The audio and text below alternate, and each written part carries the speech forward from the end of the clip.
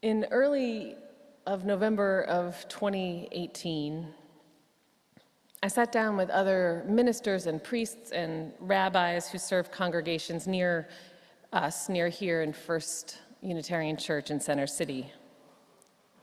And some of you might remember that a couple weeks before the beginning of November in 2018, 46-year-old Robert Gregory Bowers had walked into the Tree of Life, or La Simcha synagogue in Pittsburgh during the Saturday morning Shabbat services and opened fire in all of the 3 different congregations that met in that synagogue building.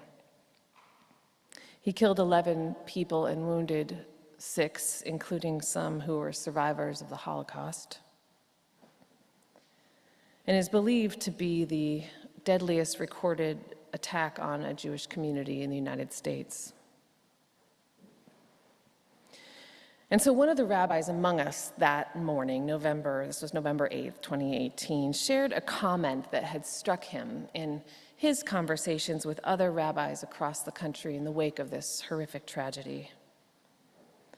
In talking about the anti-Jewish hate that fueled the attack, a colleague of my friend said, it's the same hate that we Jews have always received, the same hate that has fueled anti-Semitic violence and expulsions and genocide for hundreds and hundreds of years all around the world. What happened at the Tree of Life synagogue arose from the same hate, he said. The difference is now that we are not alone in resisting it, he said. The difference is that now we have people of all faiths resisting with us. It is the same hate, but now there is stronger resistance.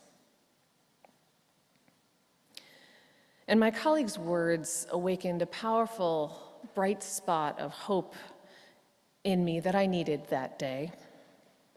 Because I, like many of us who are engaged in the fight against anti-Semitism and Islamophobia and racism and classism and homophobia and transphobia and sexism and ableism and all of the other ways that oppression manifests in this world,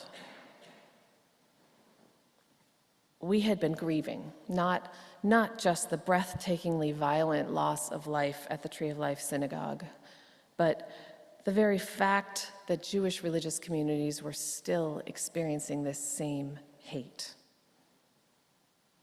this same violence, just because of who they are, even in this day and age. I was grieving the fact that this hate felt exactly the same, felt like the same hate that fueled the Holocaust, the same hate that fueled the expulsion of Jews from the Iberian Peninsula in the 14th and 15th centuries, the same hate that fueled the enslavement of Jews back in Egypt from the book of Exodus. How could we still be experiencing that same hate? How has our human community not yet figured out how to eliminate that kind of hate from the world? This same hate, this same evil was making me feel hopeless that day. And the rabbi said, while the hate is the same, the resistance is stronger.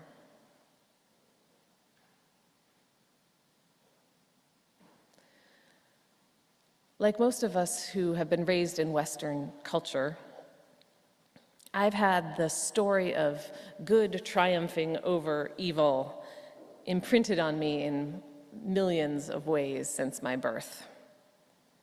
While the central story in some cultural traditions is about finding balance between different elements that all have the capacity for healing and for harm, our culture mostly just tells the story of good triumphing over evil over and over again. Harry Potter triumphs over Lord Voldemort and everyone lives happily ever after. Frodo triumphs over Sauron and everyone lives happily ever after. The good princess vanquishes the evil witch and everyone lives happily ever after. God triumphs over Satan and everyone lives happily in the hereafter. There are good guys and bad guys, and as the story goes, after they duke it out for a while, the good guys win and the story just ends there, with the good guys having won. And while this basic story is embedded in countless movies and books and religious narratives, this story of good triumphing over evil, Unitarian Universalists don't usually like to talk about evil. We watch the movies, but we don't like to talk about it in our congregations. Our belief in the inherent worth and dignity, and some have said inherent goodness of humanity, of every life, is so central to our faith that we struggle to have a religious framework for the horrific things that humans do to one another. We like focusing on the positive here in this faith tradition. And we also hate the way the term evil has been used, has been weaponized against people from other faith traditions, right? We hate that those of us who are LGBTQIA were told that we were evil by the faith traditions of our childhood sometimes. We hate that people of a different race or a different country or difference of any kind have historically been called evil in wars fueled often by religious ideas. Unitarian Universalists struggle with the concept of evil. And yet, when the unimaginable happens, when a massacre happens, when abuse rains down on a child, when systemic injustice denies rights and resources and justice to entire swaths of society, when war breaks out, when the worst happens, we, like everyone else, need to have a way of understanding it that makes sense to our moral hearts. And so this month, our congregation's spiritual theme is evil. And we're going to be exploring what it can mean and how we can counter it together here in worship, in our small group ministries, and in other ways. Evil is not as complex as our explanations about it are, writes Reverend Rosemary Bray McNatt, UU minister and current president of my alma mater, Starr King School for the Ministry. I'm seeing Lincoln, and my classmate Lincoln is in the back too. Rosemary's the president of Starr King. Whenever we try to explain it, she writes, we fall back on our own experiences, the deep betrayals, the bitter losses. We find ourselves speechless and ineffective in the face of large structural evils revealed to us with chilling regularity. A law enforcement system that leads to unarmed Black people being shot by police every day of the week, wars by remote control that are no less deadly for their distance. However we describe the means by which we experience evil, its source remains the same, she writes. She says, our capacity to turn in on ourselves so completely that we lose sight of both our connections to others and of the greater source which binds us all together. I want to say that again. The source of evil remains the same. It's our capacity to turn in on ourselves so completely that we lose sight of our connections to others and to the greater source which binds us all together. Whenever we forget who we are and whose we are and what our relationship to one another is, there lies the breeding ground for evil, she writes. It is that loss of essential memory, which leads to individual actions and collective structures that reflect and even reinforce that terrible disconnect. She says, evil has its origins in the abandonment of hope and meaning among those who have lost or who have never known their core identity. Children of the holy, siblings to all people on earth. The source of evil is the same, however we describe the means by which we experience it, she says. Our capacity to turn in on ourselves so completely that we lose sight of our connections to others and the greater source which binds us all together. Whenever we forget who we are and whose we are and what our relationship to one another is, there lies the breeding ground for evil.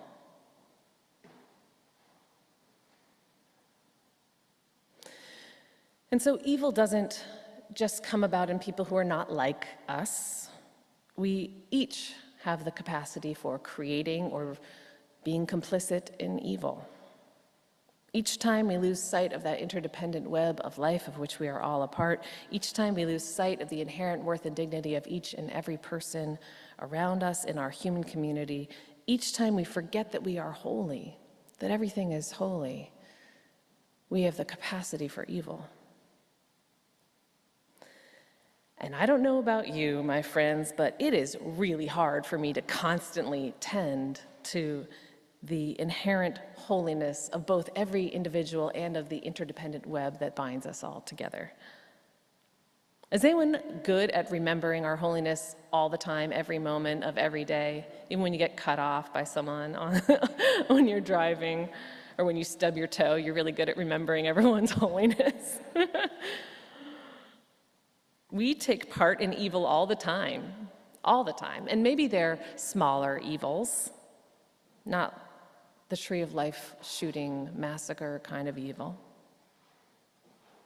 But by my definition, anyway, they are evil nonetheless. Each time we choose the convenient option instead of the more ethical option that we know is also a possibility, we participate in a small evil.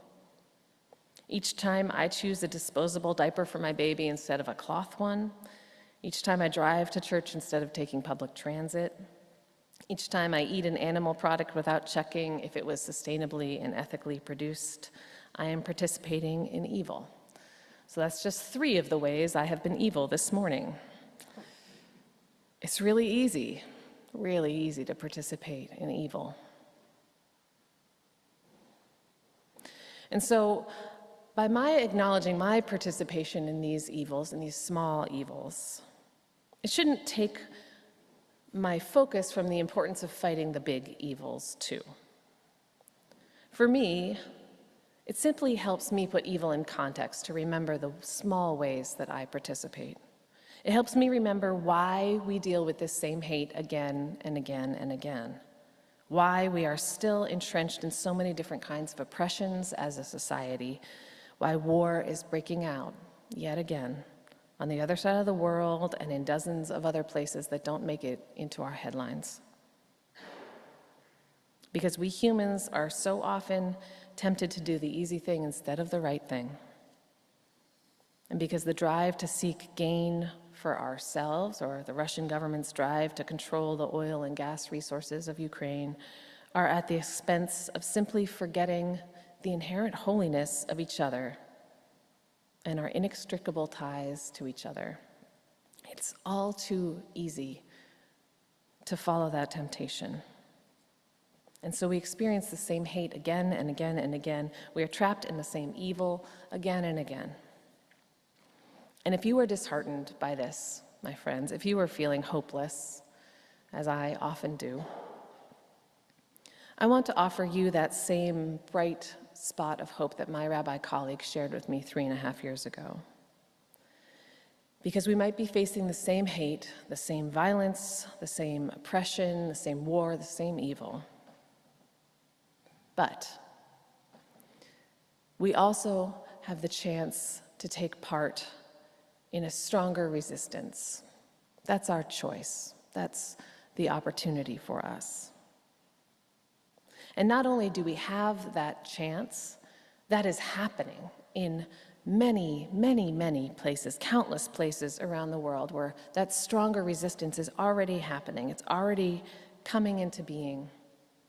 And it is just as easy to participate in the building of that resistance as it is to participate in those small evils.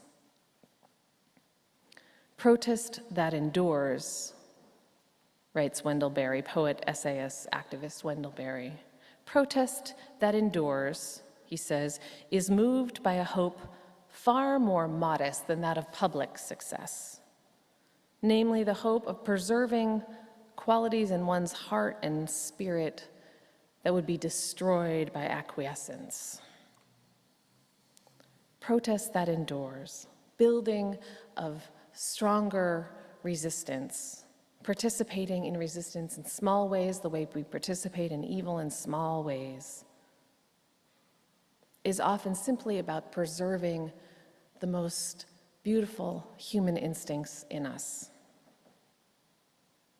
The choir sang Hine Matov for us earlier. It's a Jewish hymn, Hebrew words from Psalm 133 that mean how good and how pleasant it is for people to dwell together in peace. How good and how pleasant it is for people to dwell together in peace.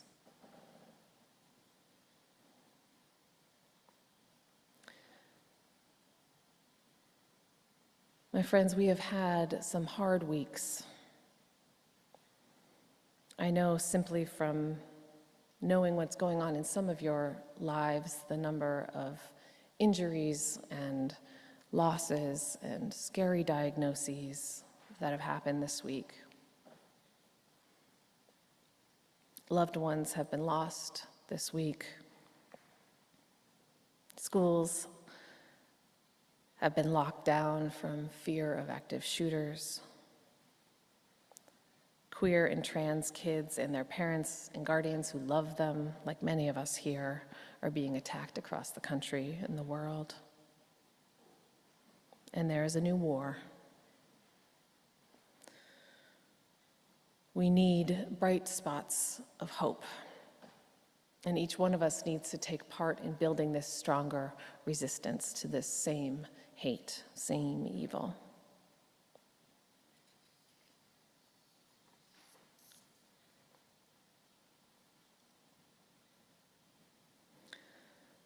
To me, the powerful kind of new resistance that is being built now isn't just more bodies in the fight.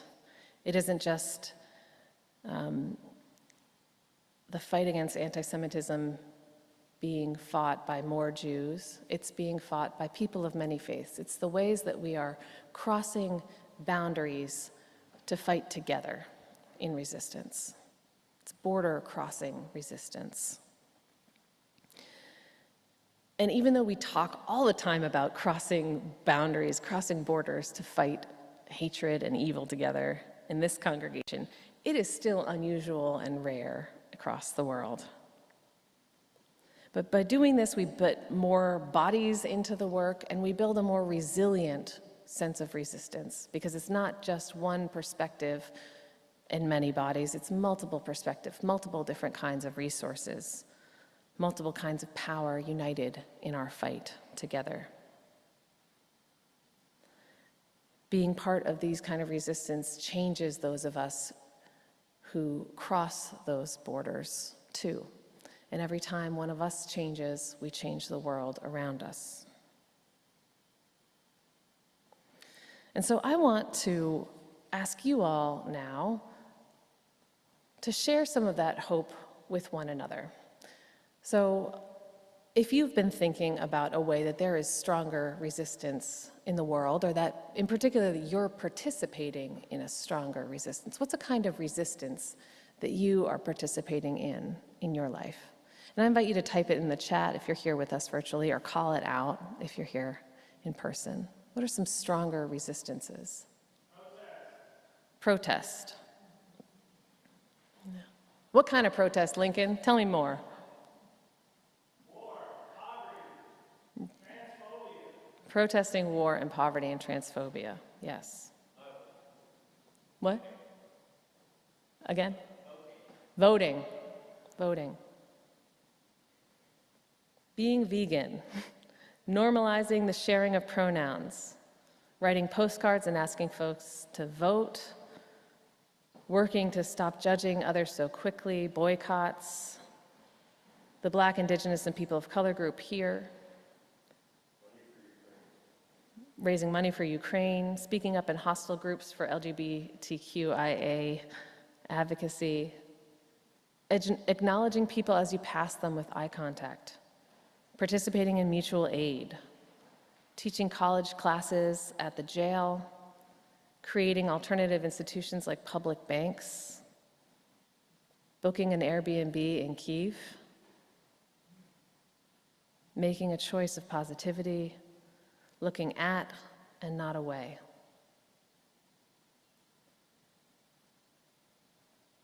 Listening.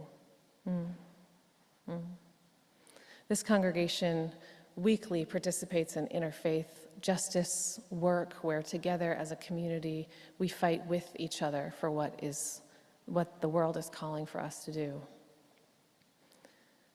By my estimate, this congregation is maybe a third LGBTQIA and 2/3 straight, and we fight together for LGBTQIA plus issues all the time across those divides.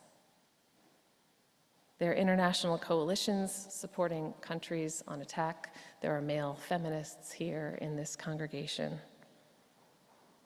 People of all abilities fighting to get our ramp finally installed.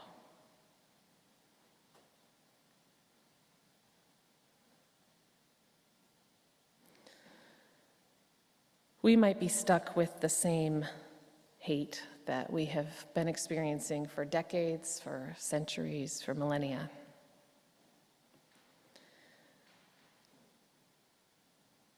And there are places where the resistance is not stronger. I don't mean to say that that's happening everywhere in the world, because it is not. My friends, I also need to say that it is not without cost that we take part in that resistance. Because some of you might also remember that the Tree of Life Synagogue was targeted because Dor Hadash, who was one of the congregations who worshiped there, had participated in the HIAS, the Hebrew Immigrant Aid Society, refugee Shabbat the previous week. And before entering the synagogue with his guns, Bowers posted a message on social media where he wrote, "HIAS likes to bring invaders that kill our people. I can't sit by and watch my people get slaughtered. I'm going in." He targeted Dor Hadash because they were engaged in border crossing resistance, working to support Central American migrant communities, caravans, and immigrants. Sometimes people are targeted for taking part in that resistance, and that is part of the cost of making the world a better place.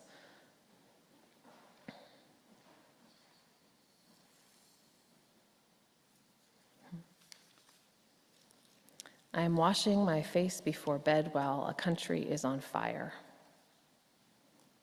It feels dumb to wash my face and dumb not to. It has never been this way. It has always been this way. I consider whether it's foolish to want to have children at times like these. And I consider that it has always been times such as these. I consider that it's never been worse and it's never been better.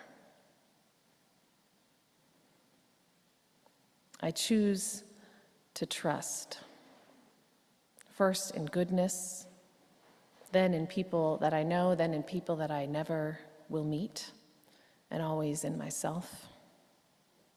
I choose to do the things I may think are too insignificant to matter, because sometimes protesting is an act of grieving, and small choices towards energy keep me from despair.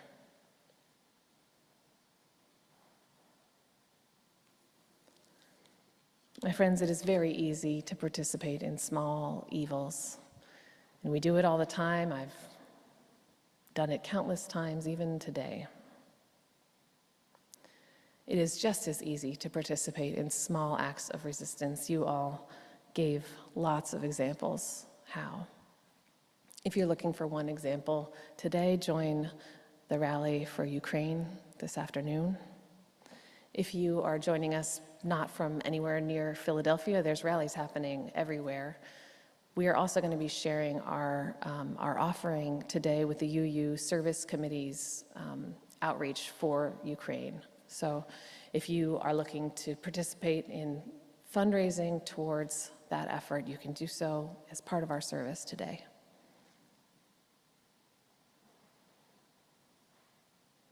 I must choose between despair and energy, and I choose the latter, said Keats. We are facing the same hate, the same evil, maybe that we always have. My friends, may we make the resistance stronger, more resilient. May we connect all that we do to the holiness in all that we are.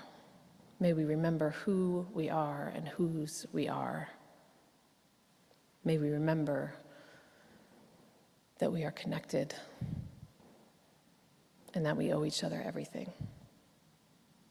May it be so, and amen. Hi, I'm Reverend Hannah Capaldi. And I'm Reverend Abbey Tennis. We are the ministers at the First Unitarian Church of Philadelphia, where our mission is to awaken love and justice in our lives and in the world. We're so grateful that you watched, and we hope that the sermon connected with your soul. We also want to invite you to join us for a live worship service every Sunday at 11 a.m. Eastern Time. You can always find the link to that service on our website at www.philauu.org. In these services, you'll hear words like you've just heard, and you also get a chance to greet one another, pray together, sing together, and we even hold a virtual coffee hour after services to get a chance to greet some new and old friends. If you want to support the mission of this community and you feel moved to give, you can do so by going to the website that Reverend Abbey just mentioned. You can find that link below, or you can text 215-709-5095 and follow the prompts to give. If someone in your life needs to hear these words today, we encourage you to share this video. And again, thank you so much for watching. We hope to see you soon.